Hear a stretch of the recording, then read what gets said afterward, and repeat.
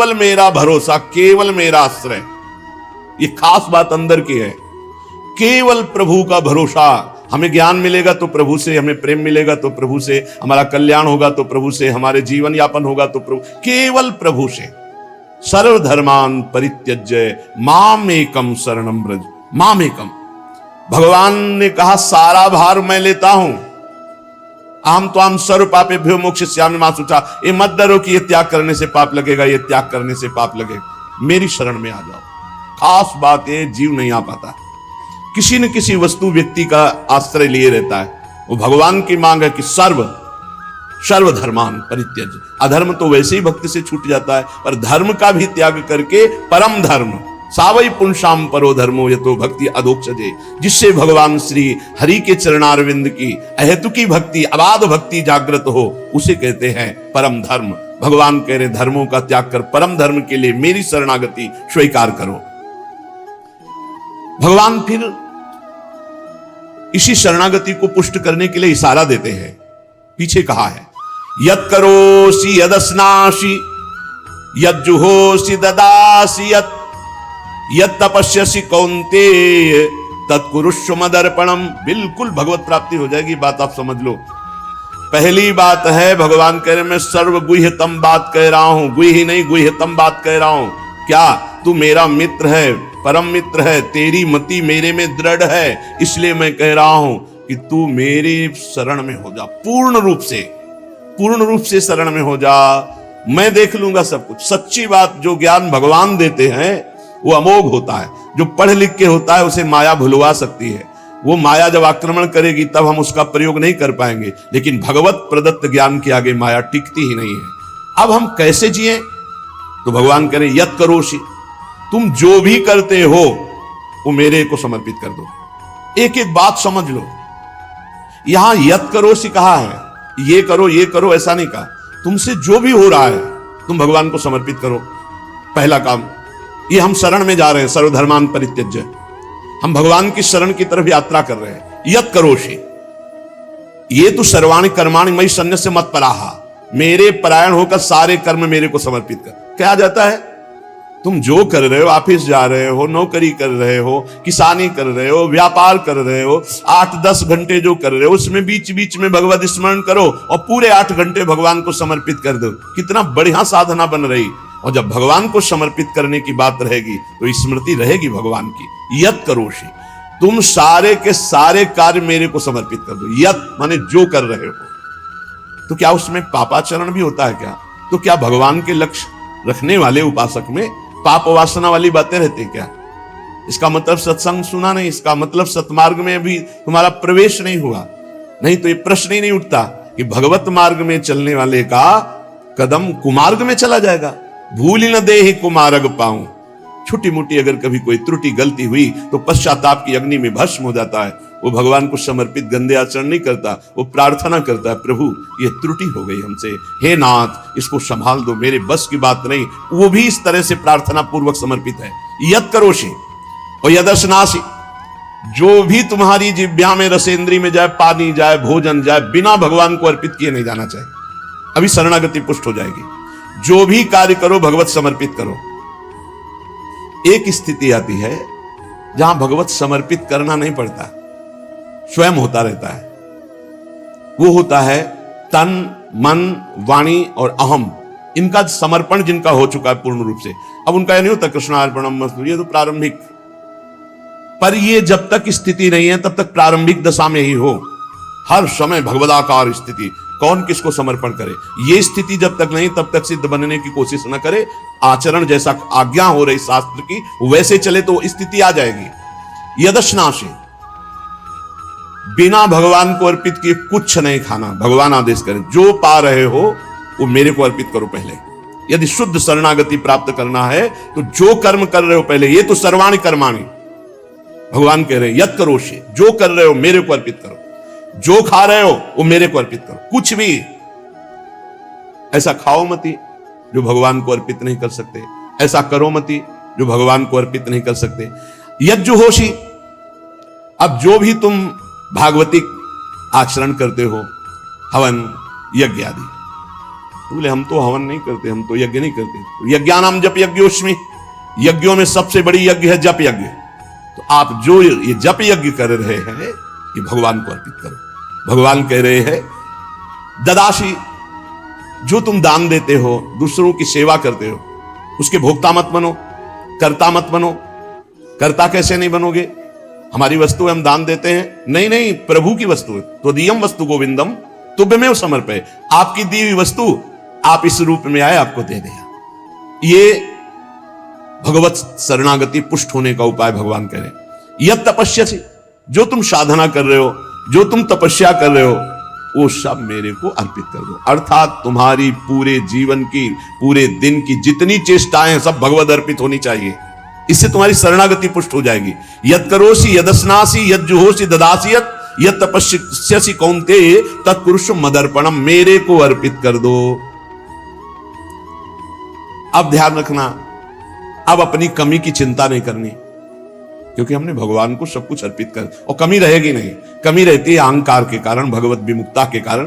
फिर भी आपको संतुष्ट करने के लिए कह रहे हैं कि जैसे हम अपना मकान किसी को दे देते हैं, तो मकान में जाले लगे हैं या टूटा है या कुछ भी बिगड़ा है, अब ये सारी जिम्मेवारी जिसने मकान खरीद लिया, ले लिया, उसकी होती है। वो मरम्मत करवाएगा, वो सफाई करवाएगा।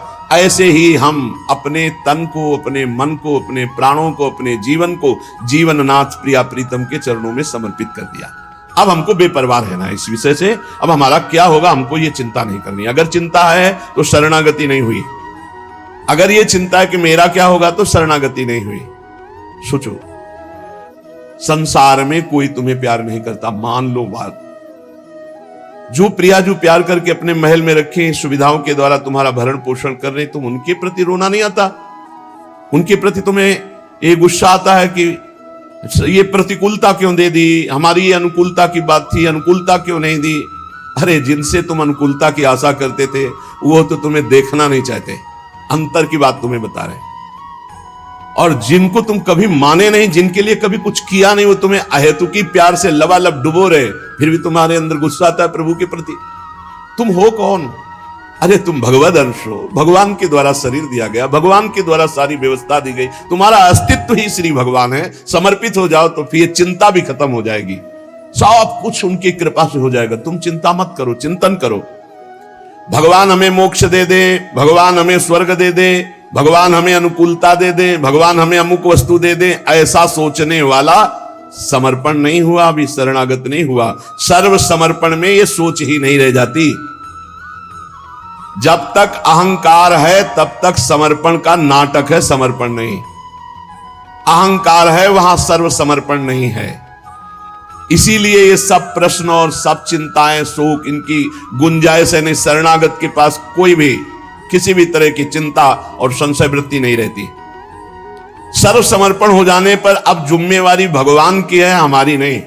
हमारा केवल कर्तव्य है भगवान का आदेश पालन करना। वो आदेश करें अनन्यस चिंतयन्तो माम, केवल मेरा अनन्य चिंतन करो, माम अनन्यस चिंतन।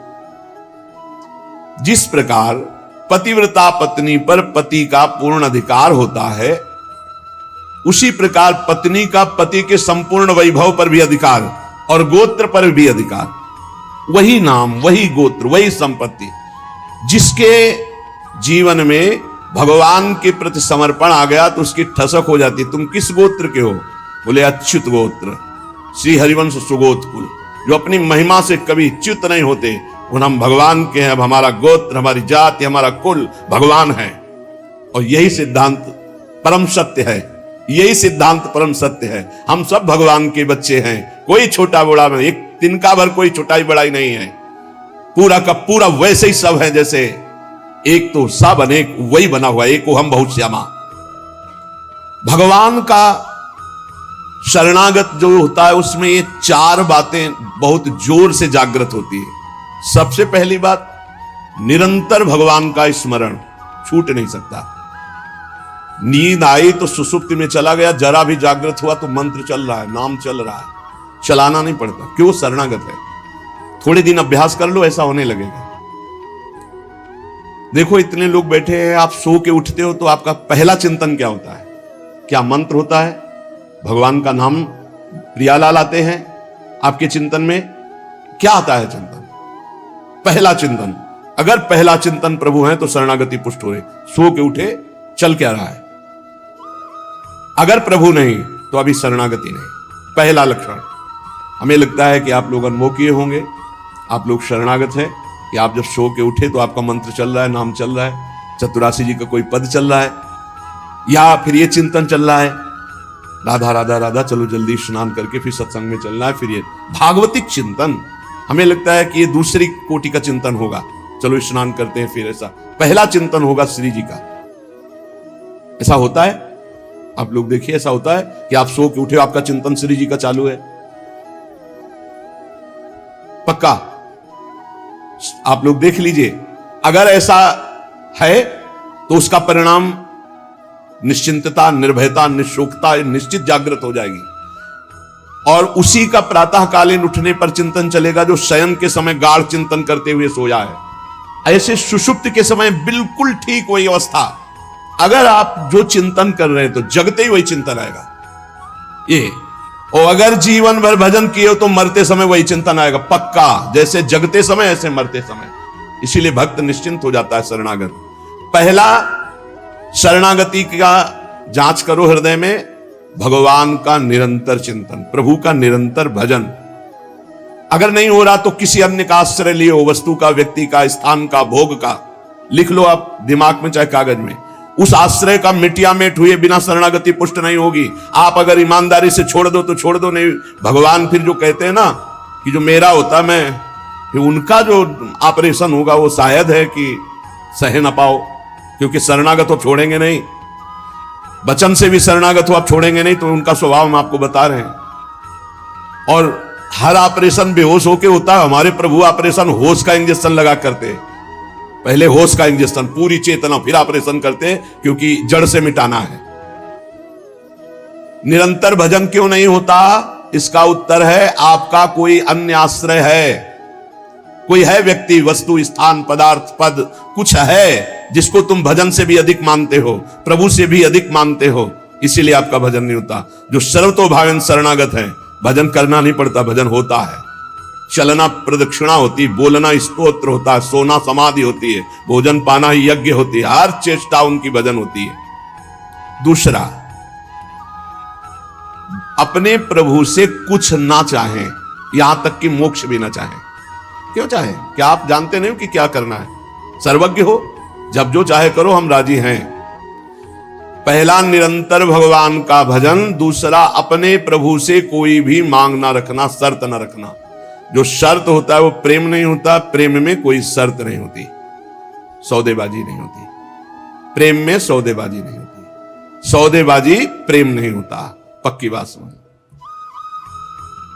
तीसरा, प्रभु के हर विधान में आनंदित होना। प्रभु के हर विधान में आनंदित कौन होता है? शरणागत। नहीं तो विधान की जांच होती है, अनुकूल है कि प्रतिकूल। प्रतिकूल है तो नो नो नो। ये जो कच्चाई होती है शरणागति में, वो भरभरा जाता है, शोकित हो जाता है, इधर उधर डगमगा के आश्रय लेने लगता है। हर विधान उनका मंगलमय। चौथा, भगवान के किसी भी विधान में विरोध भाव ना करना। भगवान के प्रत्येक विधान में आनंदित रहना, भगवान के किसी भी विधान में विरोध न करना। जो किया अच्छा हो रहा है, नहीं बहुत हाहाकार मचने वाला ऐसा नहीं, जो प्रभु का विधान है वो मंगलमय है, सब मंगलमय। चार बातें शरणागति में आती, निरंतर भजन, किसी भी तरह की भगवान से कोई शर्त चाह नहीं, उनके हर विधान में आनंदित रहना, भगवान के विधान को प्रतिकूल मान करके विरोध भाव नाना, विपरीत भावना नाना। अब निश्चिंत हो जाओ, तुम्हारी जिम्मेवारी श्री भगवान ने ले ली, शरणागत हो। अब तुम्हें किसी भी तरह का दुख आवे तो उबना नहीं है, वो सुख है, दुख रूप लेके आ रहा है। जैसे माया दुख भेजती सुख रूप में, पार्सल में ऊपर लिखा होता है सुख, और जब खोलो अंदर तो होता है दुख। जिसे तुम सुख समझते हो ये सुख नहीं, सुख की छाया है, समझ पड़ती नहीं, ये गिरधर की माया है, भारी दुख है। दुखालयम शाश्वतम में जो भी पोस्ट आता है आपके पास वो दुखद ही है। माया भेजती है सामने वस्तु व्यक्ति स्थान, उसके परिणाम में अशांति, दुख और आपके भजन की हानि। पक्का ये देख लीजिए। जन्म भर भगवान के साथ अर्जुन जी रहे हर समय, लेकिन गीता का उपदेश प्रारंभ हुआ शिष्यस्ते हम साधिमाम त्वाम प्रपन्नम। प्रपन्न से ही ज्ञान की उत्पत्ति होती है। जो भगवान की शरणागति, उसी से शुद्ध ज्ञान होता है। तब तक भगवान अंदर बैठे हैं, ज्ञान प्रकाशित नहीं करेंगे। जैसे अर्जुन जी के साथ रहते हुए गीता का उपदेश कब दिया? जब अर्जुन जी ने कहा शिष्यस्ते हम साधिमाम त्वाम प्रपन्नम, मैं आपका शिष्य हूं, आपका शरणागत हूं, आप मुझे ज्ञान। भगवान गीता जी, ज्ञान का फल क्या हुआ? बोले नष्टो मोह स्मृतिर्लब्धा तत्प्रसादान मया च्युता। मोह का नाश हो गया, स्मृति जागृत हो गई आपके कृपा प्रसाद से, हे गोविंद, हे अच्युत। तो इसी प्रकार हमारे अंदर भी सब ज्ञान जागृत हो जाएगा, पहले हम भगवान की शरणागत हो। त्वाम प्रपन्नम, भगवान का सर्व समर्पण भाव ही सब दिव्यताएं जागृत करता है।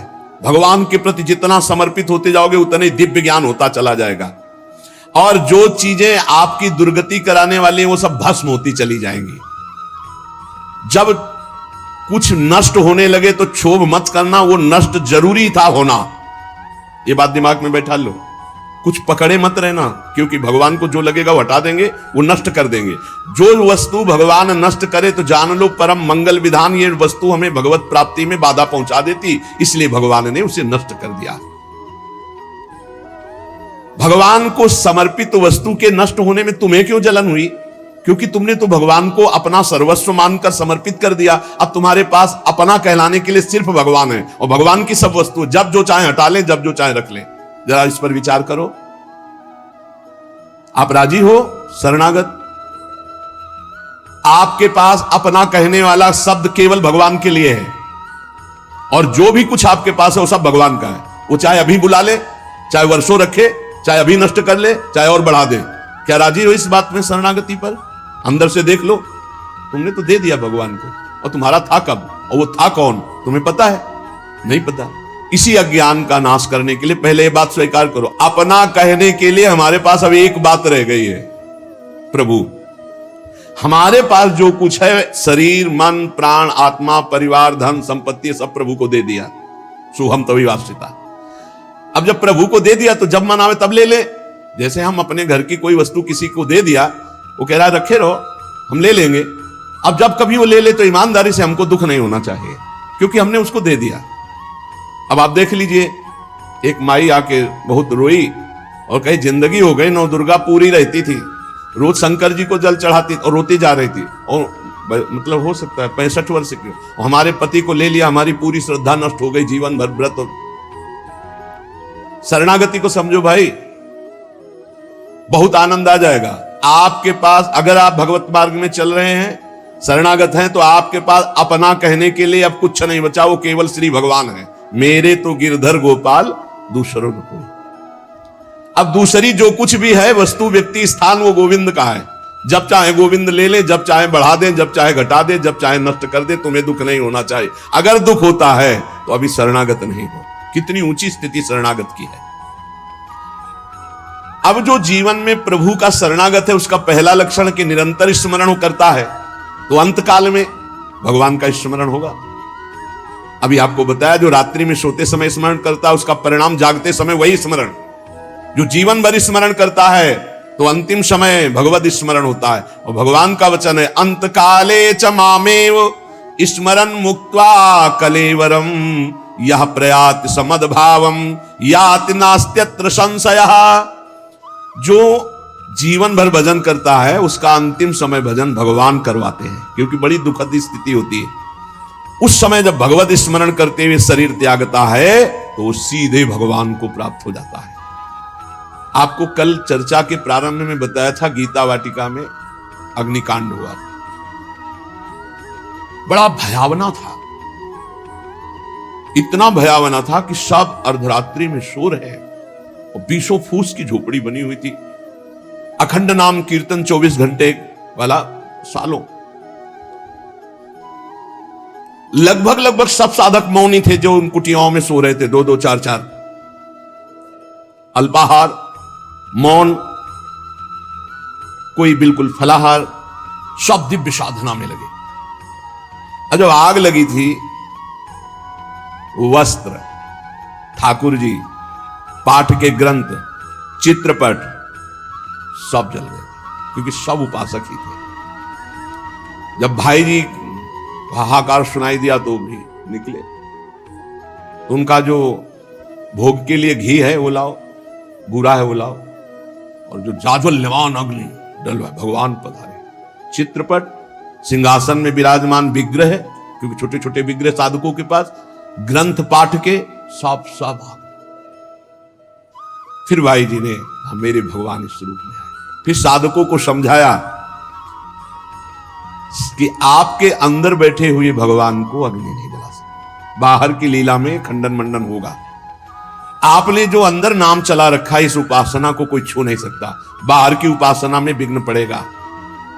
बाहर की लीला एक अलग है, इसीलिए उपासक अंतर्मुखता पर प्रधानता रहे।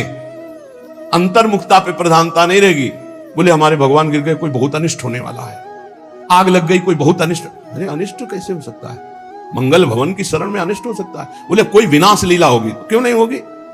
सृष्टि रचना लीला होती, पालन लीला होती, तो विनाश लीला होना कौन सा भयावह है भाई? 3 लीलाएं हैं, तो भयावह क्या है इसमें? विनाश होगा तो क्या विनाश होगा? अविनाशी का विनाश नहीं हो सकता, विनाशी को बचना नहीं है, तो आज है नहीं तो कल विनाश तो होना ही है, क्या परेशानी है? जब सब में भगवान को देखने की भावना ऐसी जागृत हो जाए कि भयावह स्थिति में भी आपको भगवान दिखाई दे, तो जानो बहुत जन्मों की साधना सिद्ध हो गई। भाई जी ने बूरा और घी डलवाया, इसमें लिखा है बूरा और घी डलवाया, भगवान आए, भगवान आए। बहुनाम जन्मनाम अंते ज्ञानवान माम प्रपद्यते वासुदेवा सर्वमिति सा महात्मा स्वदुर्लभा। भगवान कहते हैं बहुत जन्मों की साधना जिनकी हो गई है और जिनका अंतिम जन्म है, उनको इस तत्व का बोध होता है कि सब में भगवान वासुदेव है, ये बोध होता है। ऐसा महात्मा बड़ा दुर्लभ है जो सब में भगवान को देखता है।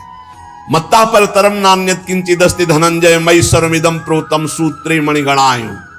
भगवान कहते हैं जैसे सूत की माला में सूत की मणियां, तो मणियां और माला सब कुछ सूत ही है, ऐसे ही भगवान में, जगत भगवान में है। भगवान के सिवा मत्ता परतरम नान्यत, मेरे सिवा कुछ अलग नहीं है। मैं ऐसे हूं जैसे सूत और सूत की मणियां, मुझे छोड़कर कुछ नहीं है, मैं ही मैं हूं। ये जिस साधक को अनुभव में हो जाता है वो महात्मा दुर्लभ है, ऐसा दुर्लभ है। सब में कुछ है नहीं, विश्व में पूरे एकमात्र भगवान बने हुए हैं। जिसकी ऐसी स्थिति हो जाती है वो किसी भयावह स्थिति में भी क्षुब्ध नहीं होता। तो जब कोई द्वंद्व आता है तब हमारा हृदय क्षुब्ध हो जाता है, द्वंद्व में क्षुब्ध होता है। जैसे मान, तो मान में एक गुदगुदी होती है, हर्ष, ये क्षुब्ध हो गया। अपमान, अपमान में एक जलन होती है, क्षोभ, ये क्षुब्ध हो गया। द्वंद्व अपना क्षोभ प्रदान करते ही हैं। जिसको द्वंद्व का क्षोभ प्रदान हो रहा है अंदर, वो अभी वासुदेवा स्वरमिति वाला महात्मा नहीं है, वो साधक अभी भगवत भाव को नहीं प्राप्त हुआ है। जगत में अनुकूलता प्रतिकूलता पदार्थों की, व्यक्तियों की, घटना परिस्थितियों की जीवन भर आती रहेगी। बहुत सुंदर प्रसंग है अगर समझ पाओ। जगत में अनुकूलता प्रतिकूलता वस्तुओं की, व्यक्तियों की, परिस्थितियों की, घटनाओं की आती रहेगी। कभी अनुकूल घटना, कभी प्रतिकूल, कभी अनुकूल परिस्थिति, कभी प्रतिकूल, कभी अनुकूल व्यक्ति, कभी प्रतिकूल, कभी अनुकूल वस्तु, कभी प्रतिकूल। अनुकूल की चाह नहीं, प्रतिकूल के नाश की चाह नहीं, वो है वासुदेवा स्वरमिति महात्मा। अनुकूल की बाट नहीं देखता, प्रतिकूल के नाश होने की बाट नहीं देखता। क्यों? क्योंकि उसको अनुकूल प्रतिकूल नहीं, भगवान का विधान दिखाई देता है। विहाय कामान्य सर्वान पुमाश्चर्ति निस्पृहा निर्ममो निरहंकारा शांति मधिगच्छति। वो ऐसी शांति को प्राप्त है कि अनुकूलता प्रतिकूलता वस्तु व्यक्ति स्थान उसके हृदय में हलचल नहीं पैदा कर सकते। क्यों? क्योंकि विहाय कामान्य, उसने सारी कामनाएं त्याग कर भगवान की शरणागति स्वीकार की है। बहुत उत्तम प्रसंग है, यदि ध्यान से सुन पाओ, पवित्र हृदय होगा तो पकड़ पाओगे। जो संसार में किसी से कोई भी चाहत नहीं रखता, सर्वान पुमश्चरति निष्प्रहा, जो निष्प्रिय होकर के संसार में विचरता है, कोई भी कामना नहीं रखता, किसी से ममता नहीं है, कहीं अहंकार नहीं है, वो ऐसी दिव्य शांति को प्राप्त है कि कोई भी द्वंद हलचल पैदा कर ही नहीं सकते। विहाय कामान्य सर्वान पुमाश्चरति निष्प्रिया निर्ममो निरहंकारा शांति मधिगच्छति। भगवान को सर्वत्र देखने के लिए उपासक को ये जन्म और ये साधना मिली है, और जो सर्वत्र देखता है उसको कहीं भी भयावा नहीं नजर आता, अपना प्रभु दिखाई देता है। जब तक तुम सर्वत्र भगवान को नहीं देखोगे, ना अनन्य भक्त कहलाओगे और ना तुम्हें शांति मिलेगी। भगवान श्री राम जी महाराज हनुमान जी महाराज को कहते हैं, सो अनन्य गति जाके असमति न टरे हनुमंत, मैं सेवक सचराचर रूप स्वामी भगवंत। पूरा चराचर जगत भगवान का रूप है और समस्त चराचर जगत का मैं सेवक हूं, ऐसा अनन्य भक्त है। अगर ऐसा नहीं तो अनन्य भक्त वो नहीं है। अन्य पूरी सृष्टि में ना रह जा, केवल अपने प्रभु, ऐसे को कभी अशांति नहीं होती, परम शांति रहती। क्योंकि अशांति उत्पन्न होती है ममता में, अहंकार में, कामना में, और वो विहाय कामान्या, जोई जोई प्यारो करे सोई बोई भावे, तो कामना किस बात की। और निर्मम प्रभु के सिवा अपना कोई है नहीं, तो ममता किससे। और अहंकार भगवान की शरणागति हो गया, इसलिए अहंकार भगवान को समर्पित हो गया। परम शांति।